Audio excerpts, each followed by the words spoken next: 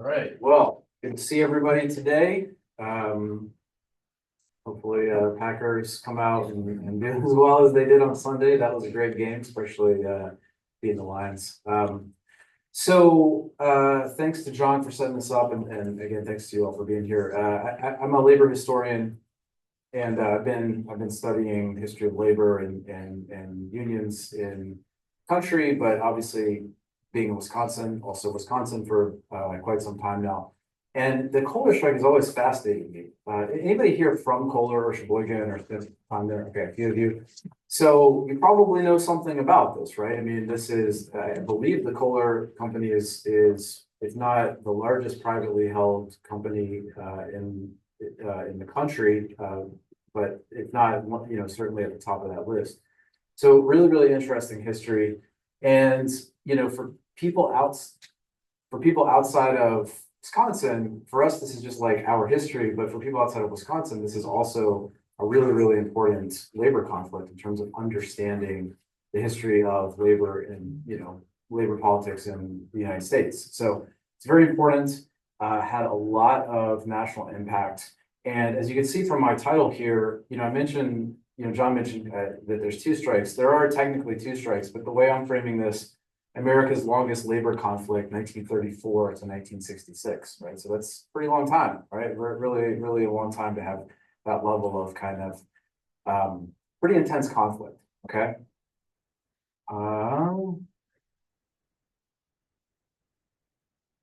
Well, how does this work?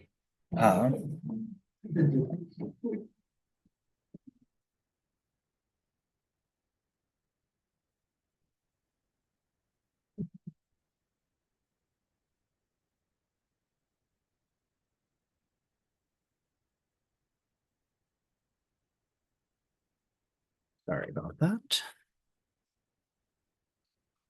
While he's queuing that up, okay, cool. I did want to actually, I'll come back in a minute.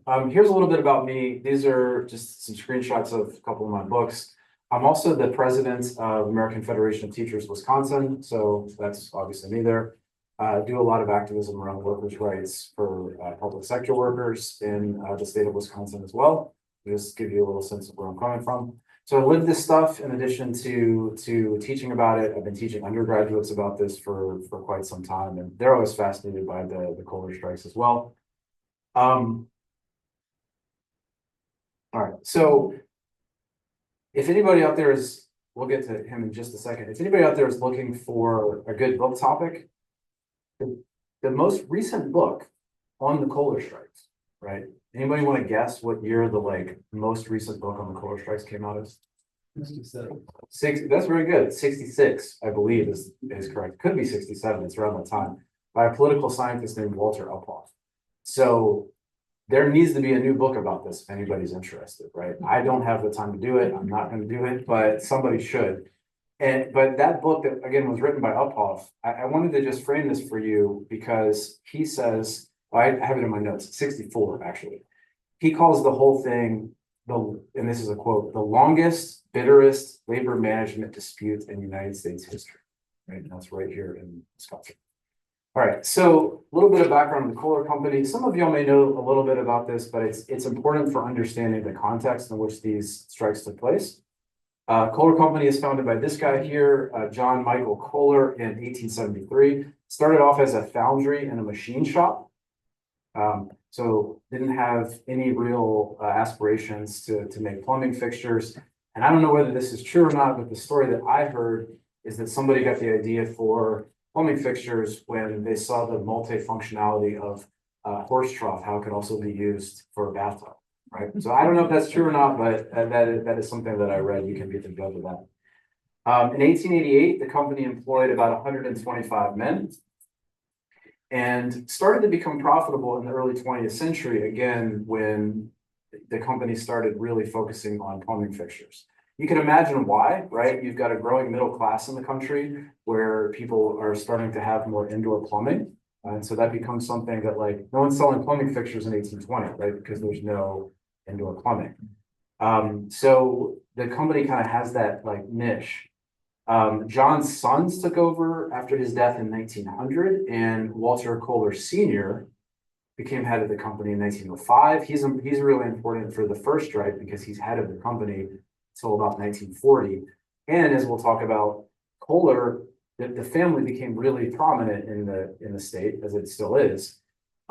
Kohler actually he won a 2-year term as governor in the late 1920s, and was governor right before the first strike happened in 1934. So this is a family that's very, very prominent, very powerful, because the company, starts to make a lot of money and builds political connections.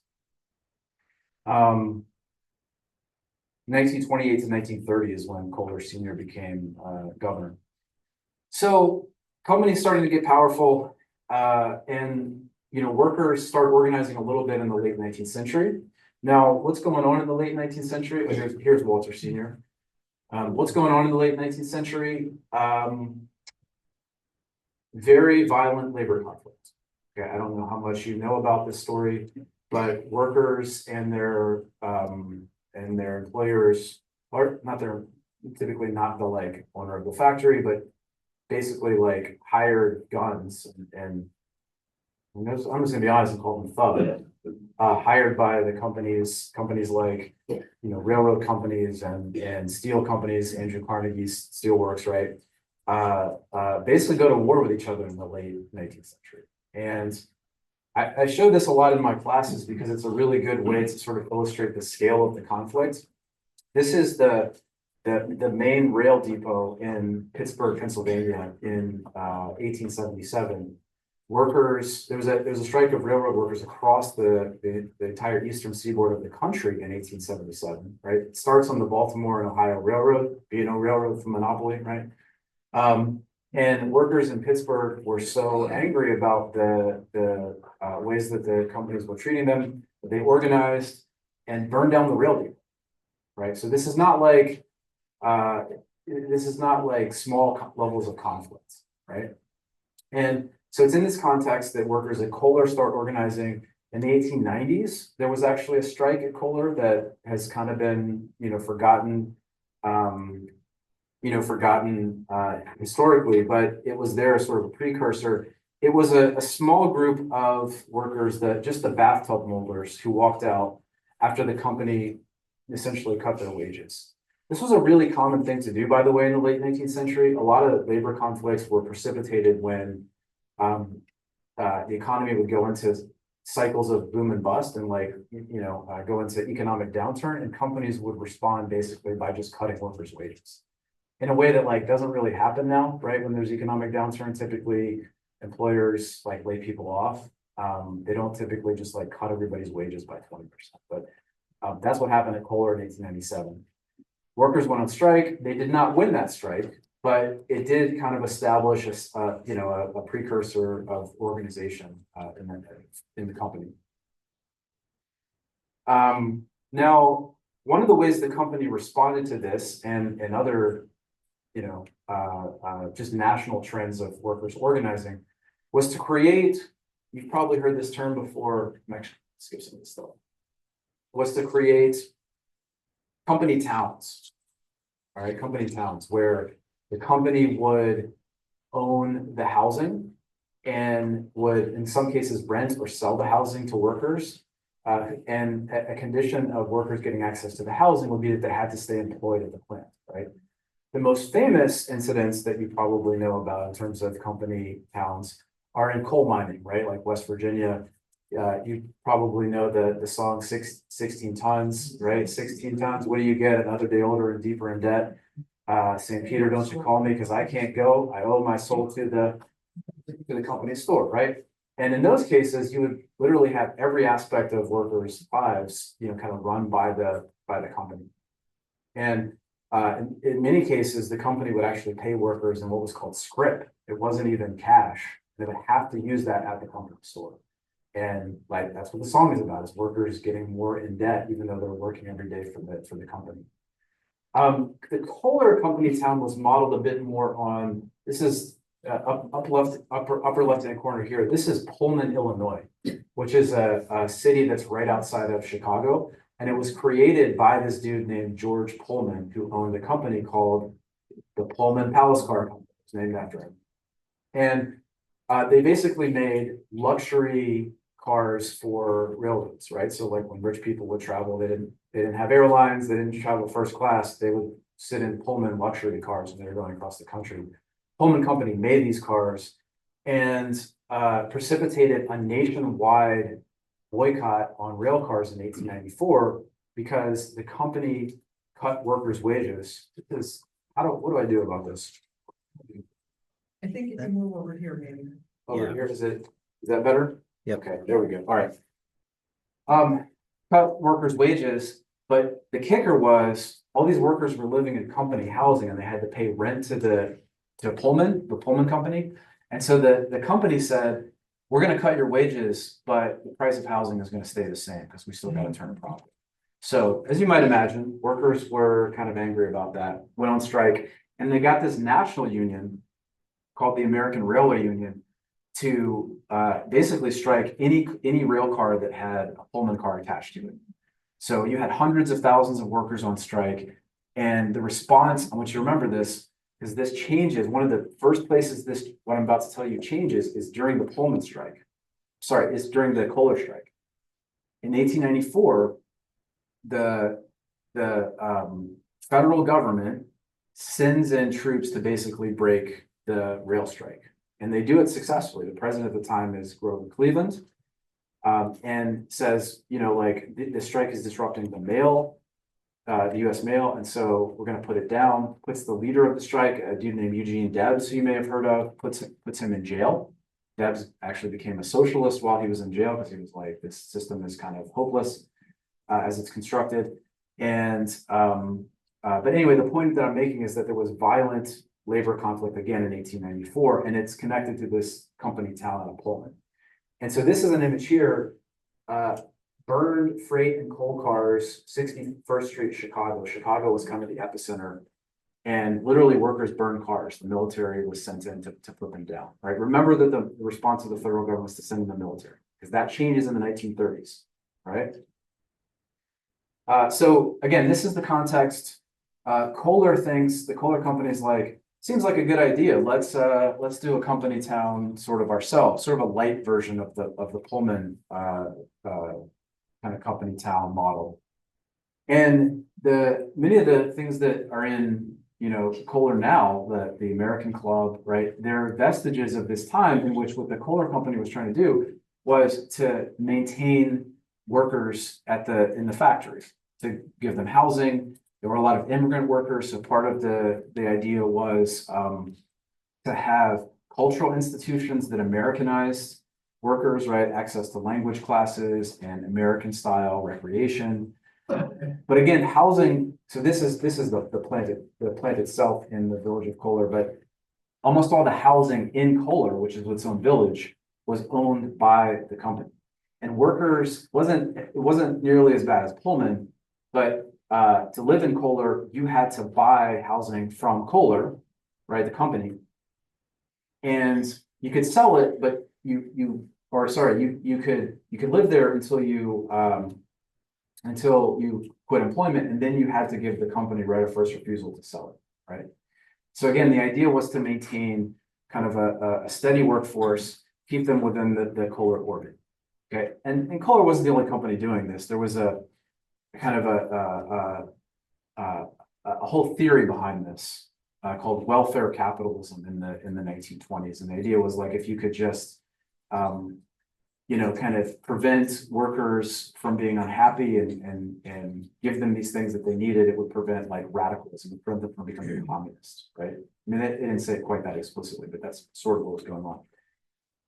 So you've got a lot of workers that are living in Kohler, although by the time you get to the end of the 1920s, housing was becoming more cost prohibitive, and only a very small fraction of manufacturing workers were living in Kohler. They were living in surrounding areas, Sheboygan Falls, etc.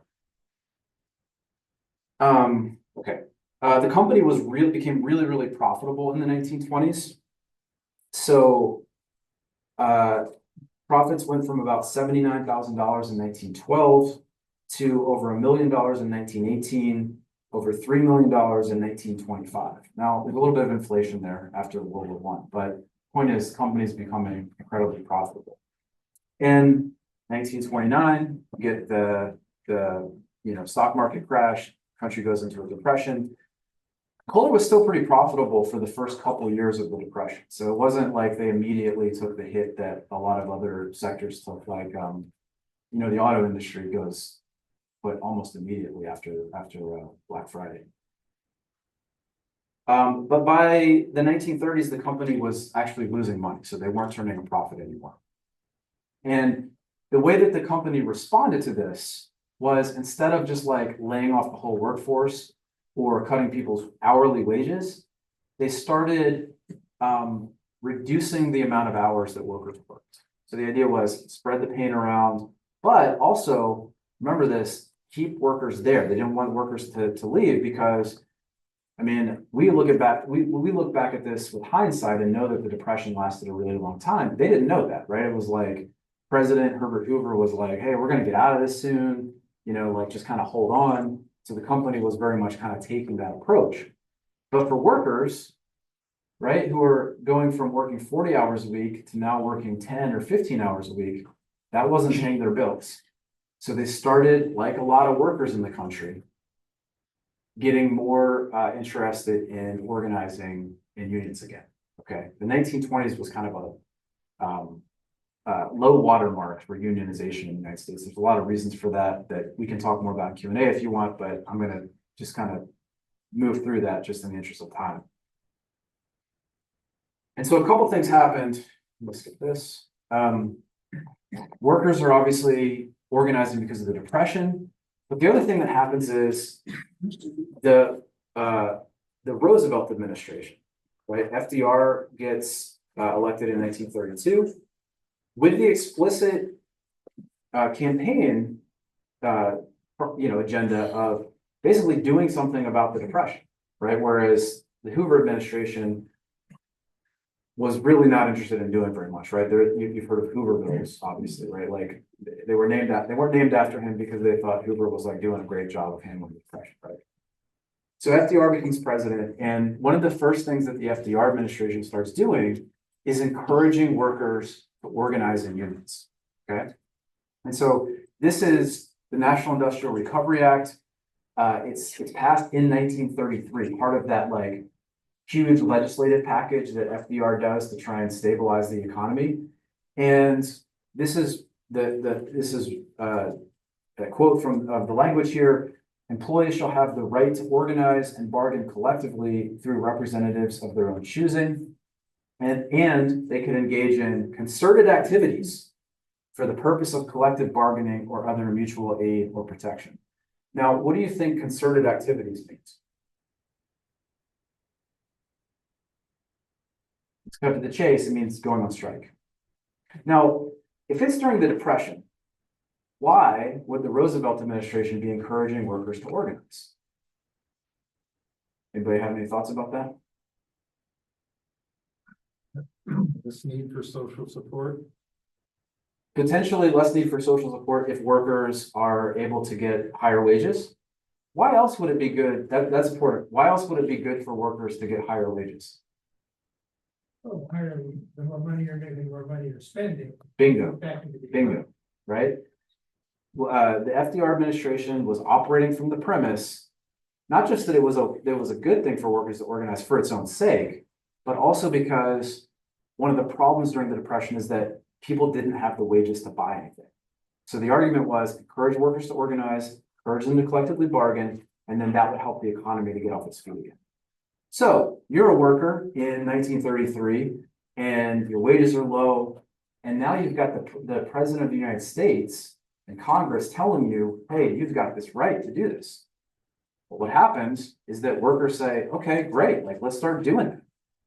And so they do in huge numbers. And so 1934, there is, I won't go into all of it, but here's a couple of examples. These are from massive strikes in different parts of the country. One here is from Minneapolis, where there was a Teamster strike that basically shut down the entire city. One is from a textile strike, so textile factories all across the eastern seaboard, right? San Francisco, there was a general strike that shut down the entire city. So The workers at Kohler are looking at all this and they're saying like, okay, government wants us to organize. We're seeing people organize elsewhere. Like, let's do that ourselves. And so that's what they started to do. They started an organization. Now this isn't going to sound too sexy. Okay, I'm just going to warn you, because the name of their union was Federal Labor Union number 18545. Not the most enticing name, right? The market, you know. Yeah, exactly. And they were called that because they were basically just a autonomous union that was affiliated with the American Federation of Labor. Right? You've all heard of the AFL-CIO. CIO doesn't exist yet in 1934. It's formed in 1935. So they're basically just a union within the American Federation of Labor. In response, the Kohler Company formed a company union, right? Which is a union that basically the Kohler management said, hey, we're gonna form a union and we're gonna basically like give it our blessing, and we're gonna kind of handpick the leaders. So this was called the Kohler Workers Association. And the Federal Labor Union 18545, the non-company union, filed to be with the federal government to be the representative of the workers at Kohler, right? So they're making steps to get legitimacy.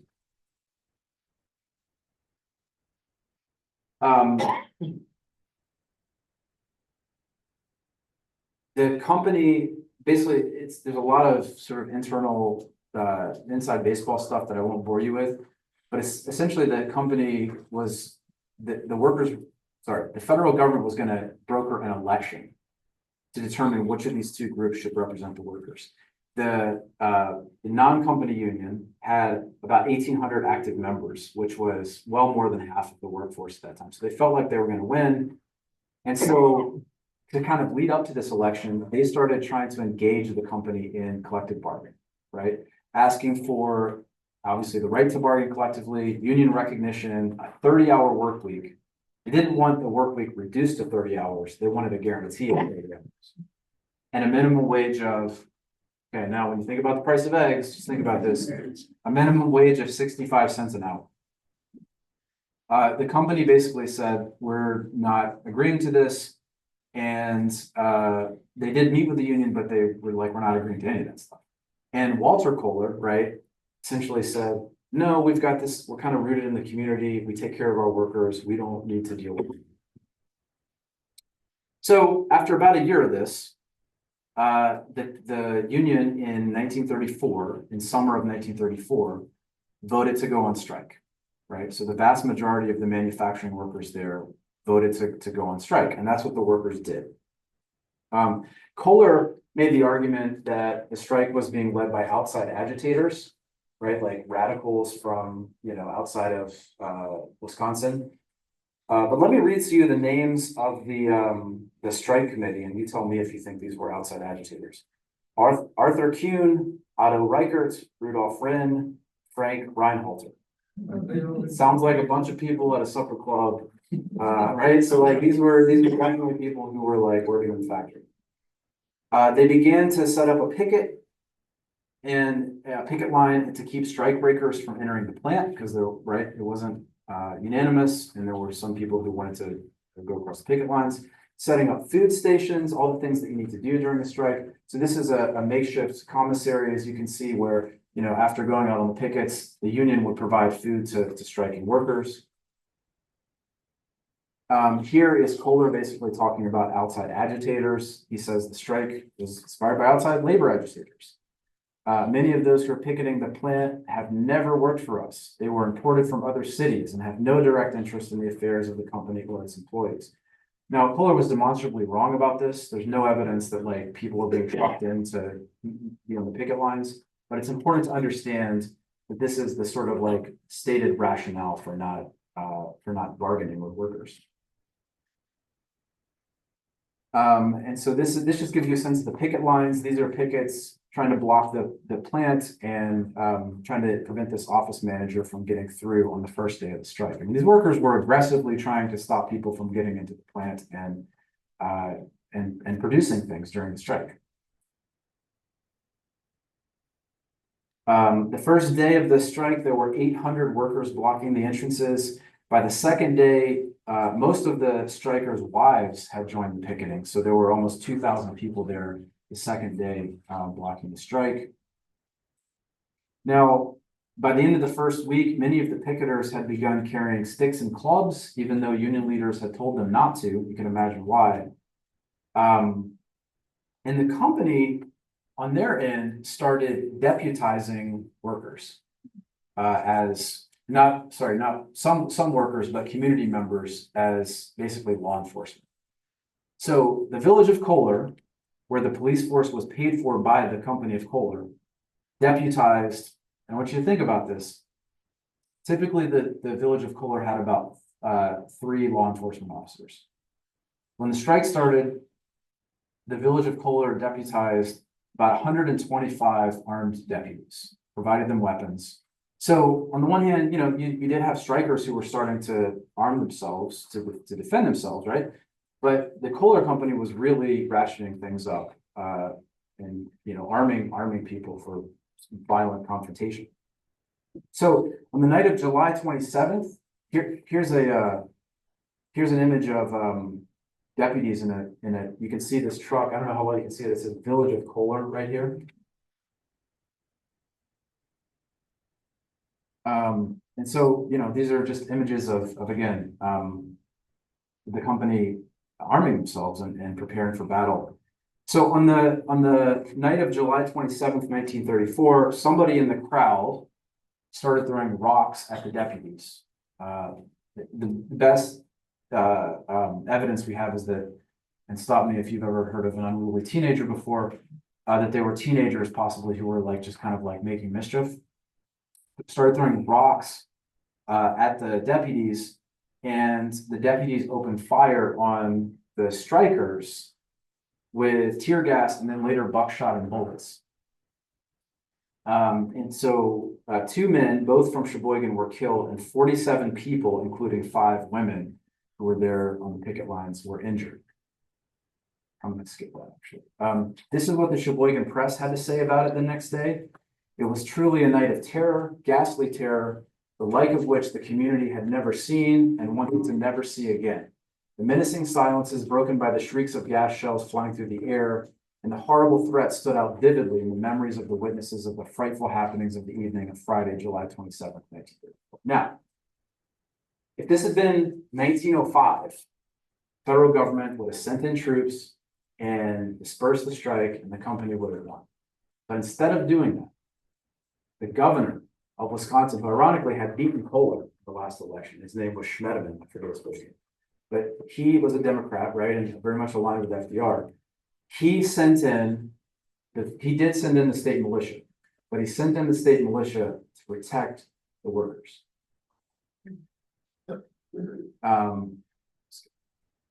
And so restored order. This is an image of Walter Kohler Sr. leaving the office with, you can see the guardsman, his National Guard is there, but basically to stop the company deputies from firing on workers again. And the federal government, all right, just a few weeks after this, sorry, I don't want to walk over here because I'm going to get an echo. Federal government, FDR actually came to Green Bay in August of 1934. You've been up to Bay Beach, right? They didn't have the zip and pip in there at the time, but FDR came there and he was there to give a speech about like the anniversary of, I think, Jean Nicolet coming to Wisconsin. But what he talked about was what the New Deal was doing, and he didn't mention Kohler by name, but this was very much on his mind. This is 10 days later, essentially. And he says that what is happening right now is that the average man in Wisconsin has waged a long and bitter fight for his rights. Man has been fighting against those forces which disregard human cooperation and human rights, and seeking that kind of individual profit, which is gained at the expense of his fellows. It's hard to not see that as essentially Kohler, right? And so FDR knew exactly what he was doing. And so this is part and parcel, right? This is one of the biggest labor conflicts of 1934. And it's not an accident that, I'm going to skip that, the next year we get a landmark law called the National Labor Relations Act, which enshrines the right of work. It's still in the books. even though the National Labor Relations Board is dysfunctional at the moment because of the efforts of the federal administration. That's just the reality. You can think about that when it's happening. But it's still in the book, and it guarantees all workers in the private sector the right to organize and form unions. And so it's directly, in part, the result of this labor conflict in 1934. Now, there's a bunch of inside baseball stuff. I want to make sure we get to the 1954 conflict. So I'm going to skip through some of that stuff. But essentially what happens is the strike kind of just goes on hiatus, right? The union, the company sort of, they fire the leaders of the strike, but they more or less kind of concede some ground to the strikers, but they don't ever recognize the union, right? Unlike a lot of other big companies that had been very anti-union, right? Like US Steel and Ford in the 1930s and 40s recognized their unions because they kind of had to. So kind of a temporary hiatus, but you've got millions of workers in the 1930s and 40s joining unions, right? The high watermark of unionization rates is 1953, the year before the second Kohler strike starts. You should think about this, about 38% of workers in the United States are members of unions in 1953, like covered by a collectively bargained contract. Anybody know what that number is now? It's about 10.5%. Yeah, very good. So very different time. And it's in this moment that workers at Kohler start ramping up to organize again. And instead of having the unsexy Federal Labor Union 18545, they affiliate with the United Auto Workers, which has a reputation for being one of the most militant and effective unions in the country. It's led by this guy, Walter Reuther. Walter Reuther died in a plane crash in the early 1970s, but this is the cover of Time magazine, right? This guy was nationally important because the UAW was very important. So the Kohler workers, you know, there's this sort of vestige of a company union that's still there, but they formed what today is still the union. They're local 833 of the United Auto Workers. And they push again to get union recognition from the Kohler company. This is Reuther, by the way, after getting the crap beat out of him by Ford company goons in like 1940. This is Reuther with the president, Harry Truman, just to kind of show you that like he's nationally prominent, UAW prominent. This is Reuther with MLK.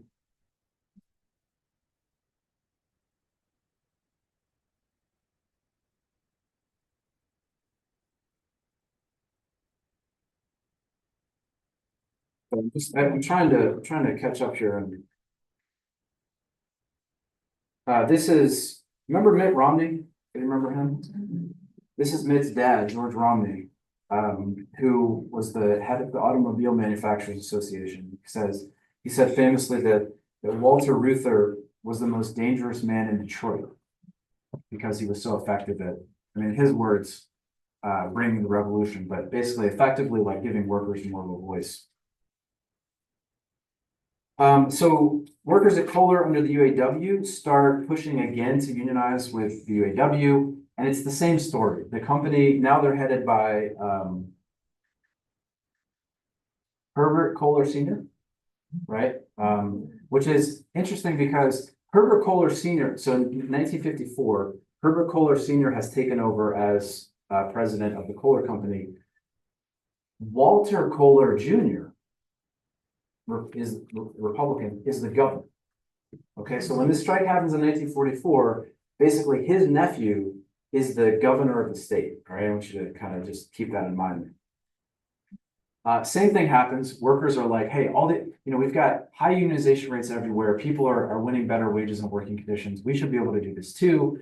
They go to the Kohler Company and they ask for union recognition. They ask for a contract, a raise, more safety in the workplace.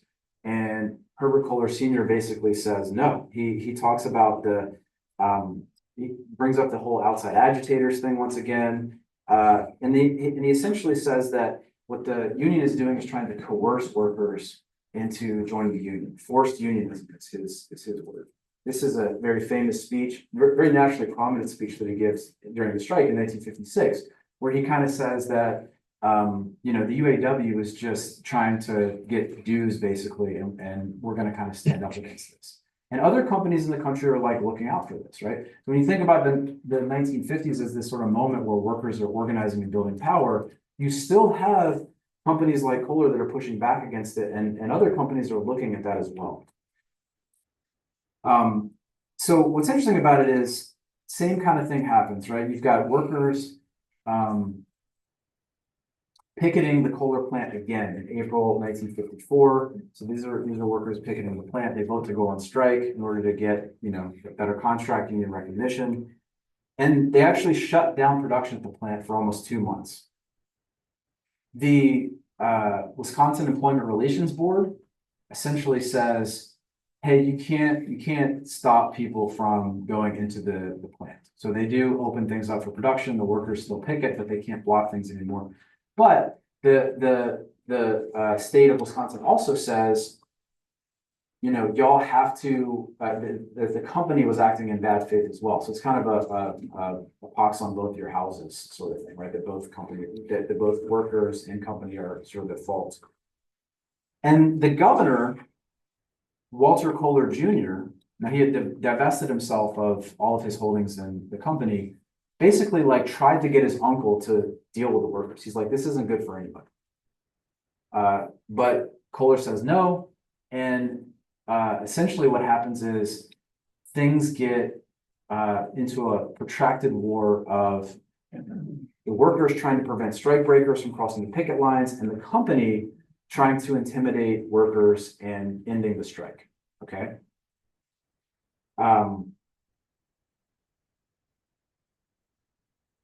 Here's a quote from Kohler in 1955, during 1954, during the second week of the strike. He says, yelled at strikers when he was like basically driving through the picket lines. When I get through with you, you'll come crawling back on your bellies begging for jobs, right?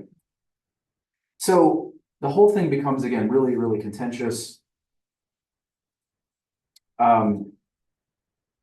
In March of 1955, the company fired 90 strikers, including all the union's leadership, and said, y'all are basically fired for going on strike, which you're not actually allowed to do that under the National Labor Relations Act. And the strike really became again a war of attrition, where the union took them to court, right? But they didn't want to call off the strike because they knew if they lost, and they're putting millions of dollars into this to help with the strike funds and to pay legal fees. But they knew it was an important precedent that they needed to win, or it would show other companies that they could basically kind of drag things out and prevent workers from winning a contract. And again, both sides, you had intimidation and attempts to try and get people to cross the picket lines, or to actually go back into work.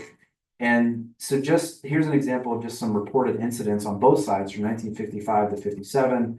There were rocks or paint thrown through windows of cars and homes. Cars were dynamited. People dynamite each other's cars.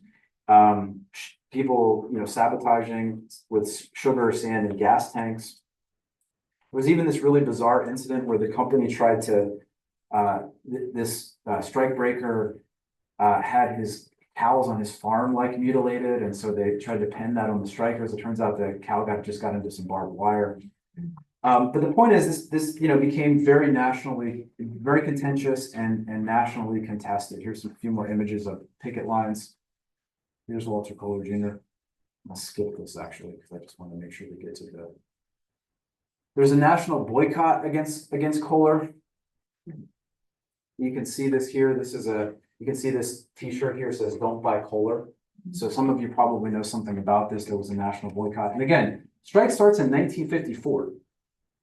Right, there's a boycott for several years in the late 1950s, and all of this is going through the courts. It's going through the National Labor Relations Board, and then it ultimately ends up getting to the Supreme Court.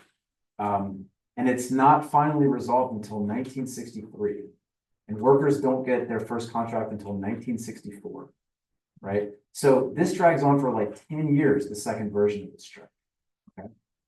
Now, the workers win, right? They do win, they do win a contract, and the National Labor Relations Board says that Kohler committed unfair labor practices when they fired workers who were leading the strike. So it's a pretty unequivocal win, except for the fact that the union, spent millions of dollars doing this. And it tore apart the city of Sheboygan, right? It tore people, there were people within families, right? Some people who like cross picket lines, people who stayed on the street. So it's contentious in that way, but it's a win. But the other thing that I want to point out here, remember when I said this was very nationally important, okay? There was, you've heard of Jimmy Hoffa, president of the Teamsters, okay? Jimmy Hoffa got in some trouble in the 1950s. I don't know if y'all heard about that, but got into some trouble, and this U.S. Senate did an investigation into Hoffa, but there were a couple of senators, including this guy here, McClellan, who was from Arkansas, I believe, it doesn't really matter, and decided to interrogate the entire labor movement and make a big deal about how corrupt labor unions were. And so the Kohler strike, which was happening at the time, got kind of wrapped up in this. And in fact, they put out some 20,000 page report at the end of these hearings. And the Kohler strike took up 10% of the actual report, right? So something that was actually looking at union corruption, right? I mean, there was corruption there that we need to pay attention to. How am I doing with time? How am I doing with time? Oh, you're good. We got 10. Okay, cool. Where I teach, all the clocks are broken, so I can never tell them. So I'll finish this up in 3 minutes. We'll have some time for questions. Cool. So you've got these hearings again led by this dude McClellan, and then there's other actors on this committee that are kind of out to they're out to make labor unions seem corrupt, like all unions, not just the Teamsters.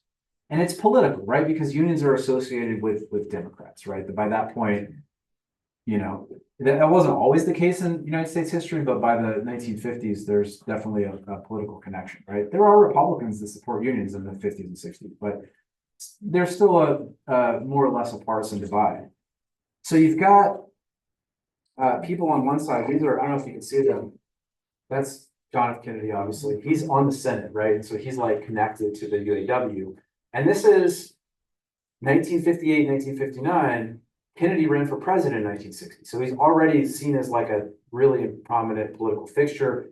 This is RFK, right? The dad of the dude who's doing what he's doing, I won't say anything else, but he was the general counsel for this committee, okay? And then this is, There you Barry go. Goldwater, get it? AU-H2O, Goldwater. This is Barry Goldwater. He's a Republican from Arizona. He was very anti-union. So he was sort of on the side of let's show how corrupt and bad labor unions are. And so, this is a great political cartoon. I don't know if you can read this, but that says Goldwater, and this says Kohler Company.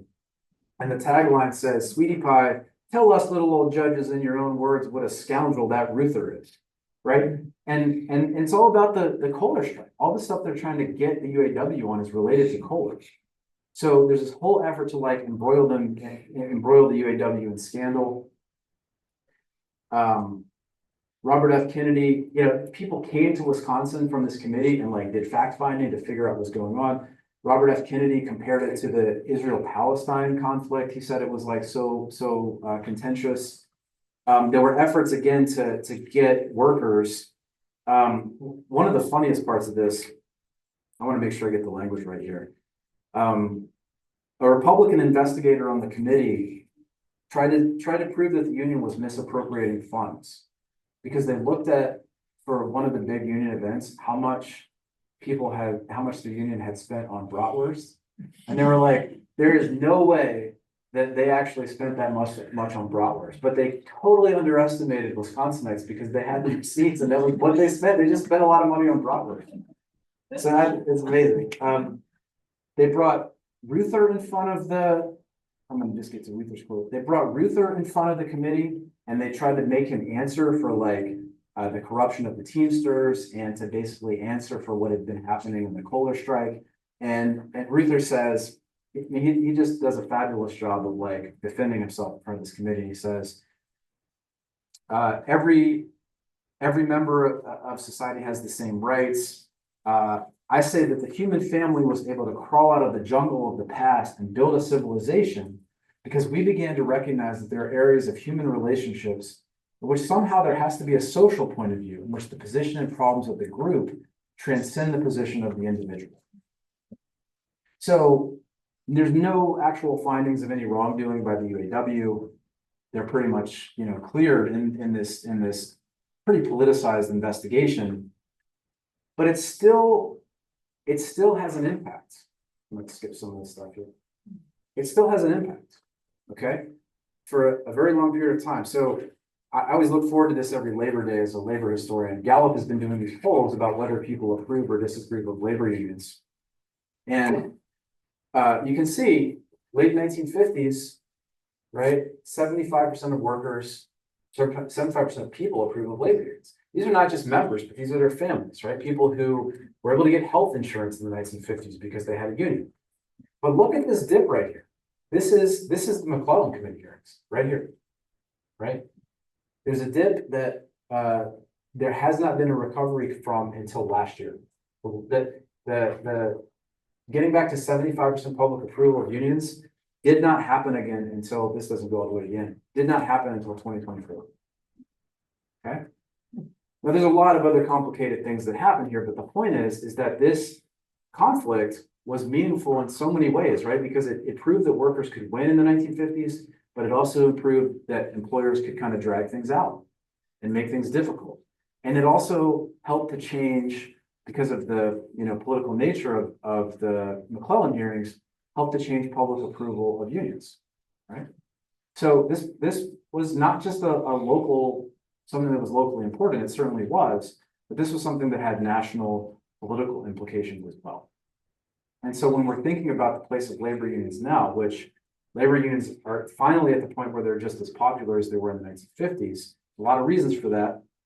I think the biggest reason is economic insecurity and vast levels of inequality. And particularly with younger generations. So public approval for labor unions right now is about 75% in this country. It's about 48% among Republicans. So it's pretty popular for both Democrats and Republicans. And I want you to hear this number if you haven't heard it. People under the age of 30, right? Public approval of labor unions is 90%, right? Because people are looking at the future and they're saying, we have to do something about the rampant economic inequality. So I can take some questions now, but I just wanted to, make sure that you understood that this thing that was of local importance also was profoundly important in our national politics and our national kind of economic conflict as well. So really appreciate your time. Hopefully you learned something from this. And if you have any questions, I'm happy to take them.